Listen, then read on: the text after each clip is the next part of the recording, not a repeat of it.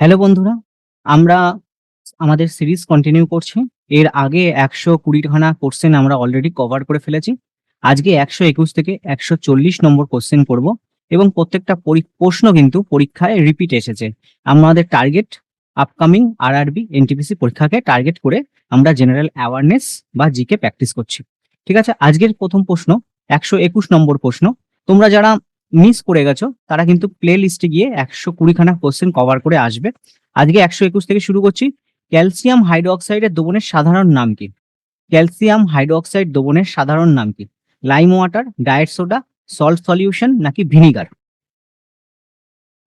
এই যে calcium hydroxide, এর সংকেত হচ্ছে CaOH এর হোল 2। ঠিক আছে? এর সাধারণ নাম কি? এর সাধারণ নাম হচ্ছে লাইম ওয়াটার। ঠিক আছে? আমরা বেশ কিছু রাসায়নিক নাম আমরা দেখে নেব। এক্সট্রা ইনফরমেশন গুলো তোমাদের দেওয়া থাকবে, তোমরা কিন্তু অলওয়েজ ফলো করবে।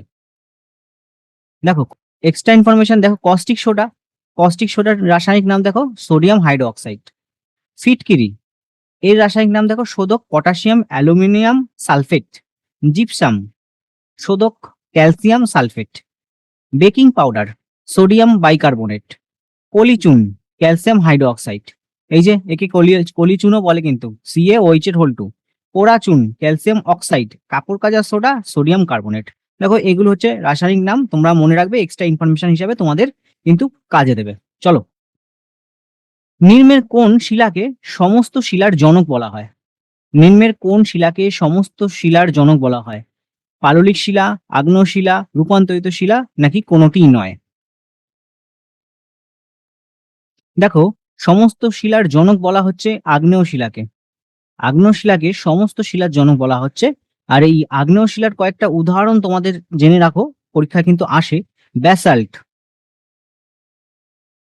ব্যাসাল্ট এটা হচ্ছে আগ্নেয় শিলার উদাহরণ।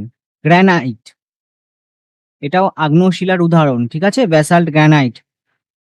এবার রূপান্তরিত শিলা, অনেক সময় কোনটা কোন শিলা সেটা সেই প্রশ্নও দেয়। রূপান্তরিত শিলার হচ্ছে স্লেট, আর হচ্ছে মার্বেল, এটা আসে কিন্তু। মার্বেল কোন শিলা? আগ্নেয় শিলা, রূপান্তরিত শিলা নাকি পাললিক শিলা? মার্বেল। আর হচ্ছে কোয়াটাইজ। ঠিক আছে? এগুলো হচ্ছে রূপান্তরিত শিলার উদাহরণ। নিম্নের কে স্বরাজ নামক পত্রিকাটি শুরু করেছিলেন? স্বরাজ নামক পত্রিকাটি নিম্নের কে শুরু করেছিলেন? লালা রাজপত রায়, বাল গঙ্গাধর তিলক, সুভাষচন্দ্র বসু নাকি মহাত্মা গান্ধী? দেখো, স্বরাজ আমার জন্মগত অধিকার, এই জন্য স্বরাজ নামটা শুনে অনেকেই আমি দেখেছি বাল গঙ্গাধর তিলক অপশন করে এসেছো, কিন্তু এটা সঠিক উত্তর হবে সুভাষচন্দ্র বসু। স্বরাজ নামক যে পত্রিকা, সেটি সুভাষচন্দ্র বসু কিন্তু পত্রিকাটা শুরু করেছিলেন, এবং সেটি ১৯২১ সাল থেকে, ১৯২১ সাল থেকে এই পত্রিকাটি তিনি শুরু করেছিলেন। প্রকাশিত হয়েছিল এলাহাবাদে। বর্তমানে এই এলাহাবাদের নাম রয়েছে প্রয়াগরাজ। ঠিক আছে? বর্তমানে এলাহাবাদ বা প্রয়াগরাজ থেকে ১৯২১-এ কিন্তু সুভাষচন্দ্র বসু এই স্বরাজ নামক পত্রিকাটি কিন্তু চালু করেছিলেন। আমরা বেশ কিছু পত্রিকার নাম দেখে নেব। হিন্দু পেট্রিয়ট, হরিশচন্দ্র মুখোপাধ্যায় কিন্তু প্রকাশ করেছিলেন। Indian Mirror, Keshabchandra Sen. যুগান্তর, ভূপেন্দ্রনাথ দত্ত। সঞ্জীবনী, কৃষ্ণ কুমার মিত্র। সন্ধ্যা, ব্রহ্মবান্ধব বন্দ্যোপাধ্যায়। কেশরী ও মারহাট্টা, বাল গঙ্গাধর তিলক। খুব ইম্পর্টেন্ট, এটা পরীক্ষা আসে কিন্তু। তত্ত্ববোধিনী, অক্ষয় কুমার দত্ত। ইম্পর্টেন্ট। দেখো, এক্সট্রা ইনফরমেশন গুলো তোমরা কিন্তু মনে রাখবে, আর যদি তোমাদের মনে হয় নোট করতে, ভিডিও পজ করে একবার করে নোট করে নেবে।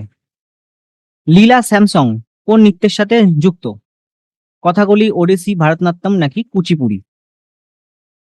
লীলা স্যামসন ভারতনাট্যম, ভারতনাট্যমের সাথে জড়িত। আগে আমরা দেখব যে কোন এই নাট্যগুলো মানে নৃত্যগুলো কোন রাজ্যের সাথে, রাজ্যের নৃত্য। ভারতনাট্যম কোন রাজ্যের নৃত্য? এটা হচ্ছে তামিলনাড়ুর নৃত্য, হচ্ছে ভারতনাট্যম। ঠিক আছে? কথাকলি কোন রাজ্যের নৃত্য? বলো। কেরালা। ওড়িশি, ওড়িশি তোমরা জানো এটা উড়িষ্যা, এটা তো বলতেই হবে না, নামের সাথেই তোমরা পারবে। আর কুচিপুড়ি, কুচিপুড়ি কার সাথে যুক্ত? অন্ধ্রপ্রদেশ। কোন রাজ্যের সাথে কোন নৃত্যগুলো যুক্ত সেটাও কিন্তু মনে রাখবে। লীলা স্যামসং ভারতনাট্যমের সাথে যুক্ত। ভারতনাট্যম তামিলনাড়ু স্টেটের একটা নৃত্য। এবার আমরা কিছু এক্সট্রা ইনফরমেশন দেখবো, যেগুলো পরীক্ষায় আসে, আমাদের এক্সট্রা ইনফরমেশন গুলো দেখে রাখা দরকার। দেখো, কত্থক নাচের সাথে যুক্ত হচ্ছে বিরজু মহারাজ, গোপীকৃষ্ণন, শম্ভুজি মহারাজ। ভারতনাট্যমের সাথে যুক্ত একটু আগে দেখলাম লীলা স্যামসং, সেরকমই টি বালা সরস্বতী, বৈজয়ন্তীমালা, যামিনী কৃষ্ণমূর্তি। মণিপুরীর সাথে হচ্ছে অমিবু সিং, বিনো দেবী, গুরু বিপিন সিং, রীতা দেবী। মোহিনীনাট্যমের সাথে কনক রেলে, এটা আসে কিন্তু কনক রেলে মোহিনীনাট্যমের সাথে, শ্রীমতী কালামান্দালাম। ছৌ নাচের সাথে চন্দ্রশেখর ঘোষ, গোপাল প্রসাদ দুবে। কথাগুলি হচ্ছে পি কে কুঞ্জ, পুরুপ মাধবন আর রামন কুট্টি নাইয়ার। ঠিক আছে, কুচিপুড়ি হচ্ছে রাজা রেড্ডি, রাধা রেড্ডি, তীর্থনারায়ণ। দুটো নাম এখন মনে রাখতে হবে, রাজা রেড্ডি, রাধা রেড্ডি আর তীর্থনারায়ণ, এরা হচ্ছে কুচিপুড়ি। কুচিপুড়ি তো তোমাদের বললাম অন্ধ্রপ্রদেশের নৃত্য। ঠিক আছে, চলো। 1995 জাপানে নাগাসাকিতে ফেলা পারমাণবিক বোমায় নিচের কোনটি ব্যবহার করা হয়েছিল? 1945 সালে জাপানের যে পারমাণবিক বোমা ফেলা ফেলা হয়েছিল সেটা নিচের কোনটি ব্যবহার করা হয়েছিল? এটা হচ্ছে এখানে প্লুটোনিয়াম ব্যবহার করা হয়েছিল, প্লুটোনিয়াম কিন্তু ব্যবহার করা হয়েছিল। ইন্ডিয়া সেমিকন্ডাক্টর মিশন আইএসএম এর সিইও হিসেবে কে নিযুক্ত হয়েছেন? কারেন্ট অ্যাফেয়ার্স থেকে কিন্তু আসা একটা গুরুত্বপূর্ণ প্রশ্ন কিন্তু। সেমিকন্ডাক্টর মিশন, ইন্ডিয়া সেমিকন্ডাক্টর মিশনের সিইও বর্তমানে নিযুক্ত হয়েছেন অমিতেশ কুমার সিনহা। অমিতেশ কুমার সিনহা বর্তমানে সিইও হিসাবে নিযুক্ত আছেন ইন্ডিয়া সেমিকন্ডাক্টর মিশনের। World press freedom, world press freedom index 2025 ভারতের অবস্থান কত? খুবই খারাপ পজিশন ভারতে। এই যে প্রেস ফ্রিডম ইন্ডেক্স, বিভিন্ন ইন্ডেক্স গুলো কিন্তু দেয়, প্রেস ফ্রিডম ইন্ডেক্স খুবই ইম্পর্টেন্ট, আসার মতন কিন্তু তোমাদের আরআরবি, এনটিপিসি বা যে কোনো তোমরা কম্পিটিটিভ এক্সাম দাও না কেন। এখানে ভারতের স্থান হচ্ছে ওয়ার্ল্ড প্রেস ফ্রিডম, এখানে ভারতের স্থান সব থেকে খারাপ, 151। ভারতের স্থান 151, ঠিক আছে। আর এর মধ্যে ফার্স্ট প্লেস মানে প্রেস ফ্রিডম ইন্ডেক্সে ফার্স্ট প্লেসে রয়েছে নরওয়ে। নরওয়ে কিন্তু ফার্স্ট প্লেসে রয়েছে, ঠিক আছে।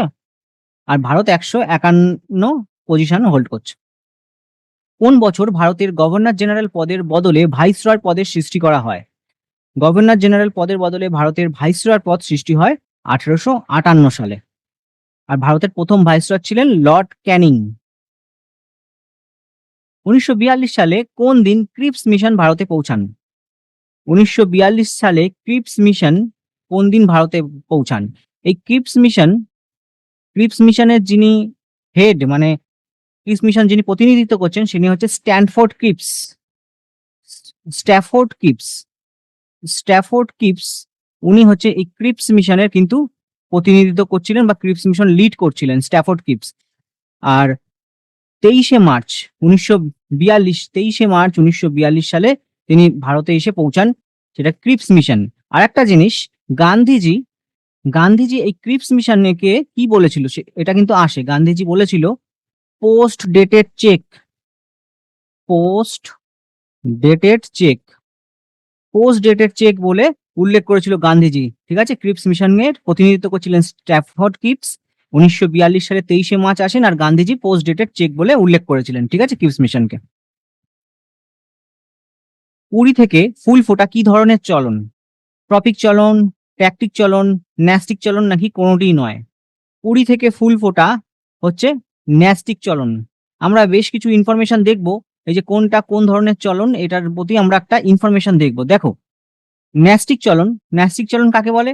যখন উদ্ভিদের স্থায়ী অঙ্গের চলন উদ্দীপকের তীব্রতা বা ব্যাপ্তি অনুসারে হয় তখন তাকে ন্যাস্টিক চলন বা ব্যাপ্তি চলন বলে, ঠিক আছে।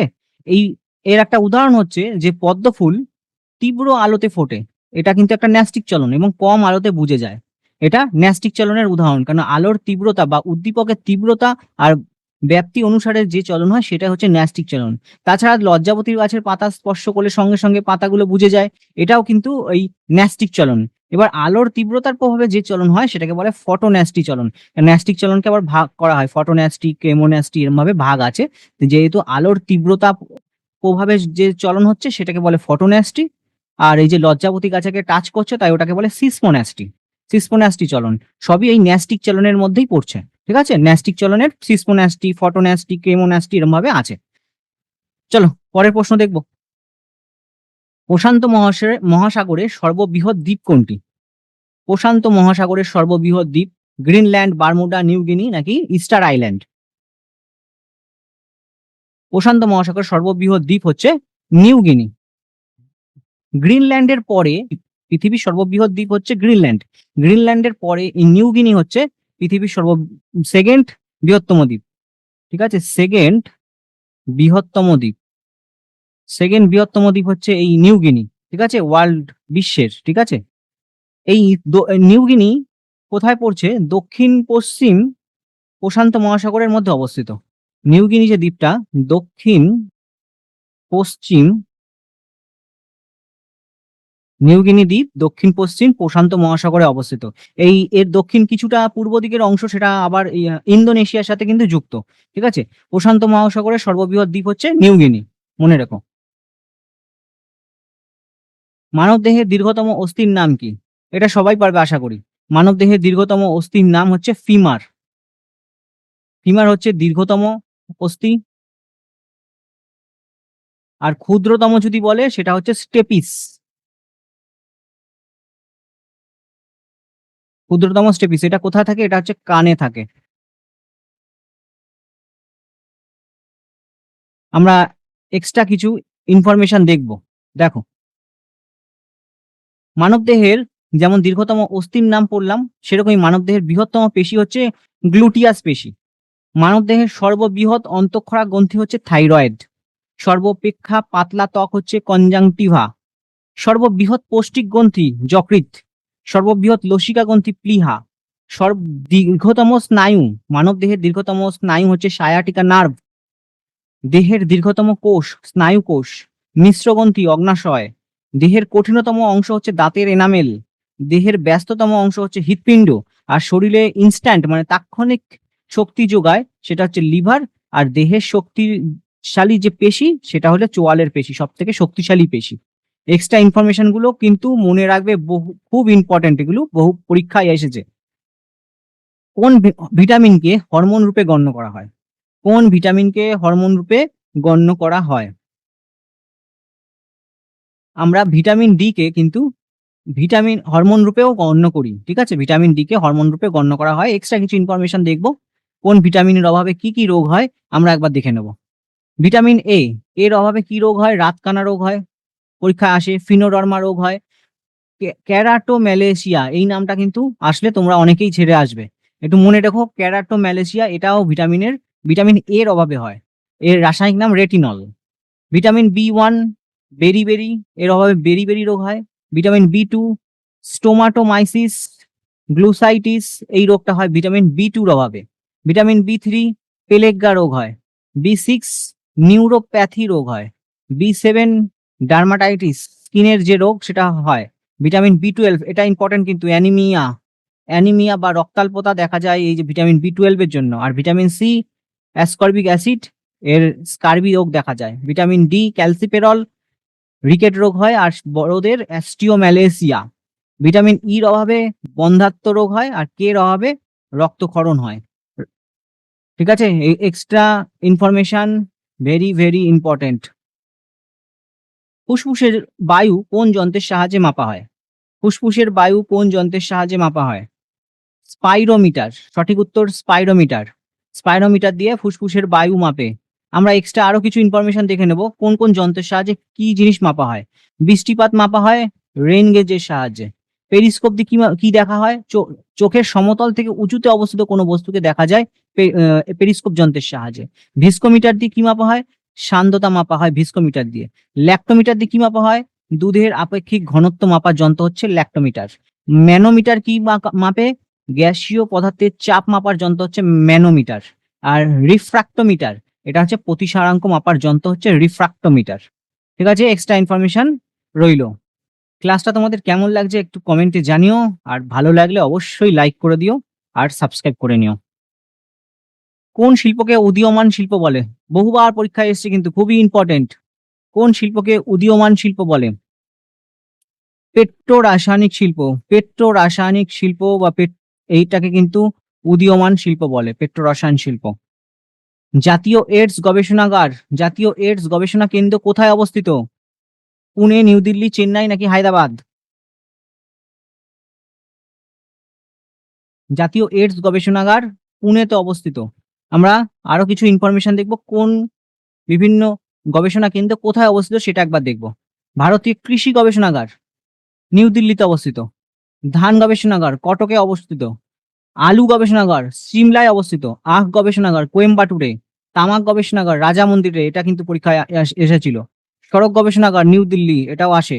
ভারতের চিনি গবেষণাগার কানপুর।